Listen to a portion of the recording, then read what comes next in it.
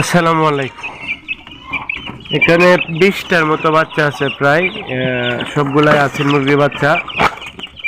বাচ্চাগুলো খুব সুন্দর দেখতেছেন, রোদ্রে রাখছিলাম। তো বাচ্চাগুলো আলহামদুলিল্লাহ অনেক সুস্থ। শীতের মধ্যে বাচ্চাগুলো অনেক সুস্থ। তো বাচ্চাগুলা আপনি চাইলে নিতে পারেন, 20 থেকে 25 দিন বয়স হবে। কিছু বাচ্চা একটু বয়স কম, একসাথে রেখে দিচ্ছি। আপনাদের লাগলে বাচ্চাগুলো নিতে পারেন। বাচ্চাগুলো একদম সুস্থ দেখতেছেন, খাবার খাইতেছে। ভিডিওতে যে নাম্বারটা দেওয়া আছে, এই নাম্বারে যোগাযোগ করলে আপনারা নিতে পারবেন, বা বাচ্চার বিষয়ে কিছু জানার থাকলে আপনারা জানতে পারবেন ইনশাল্লাহ।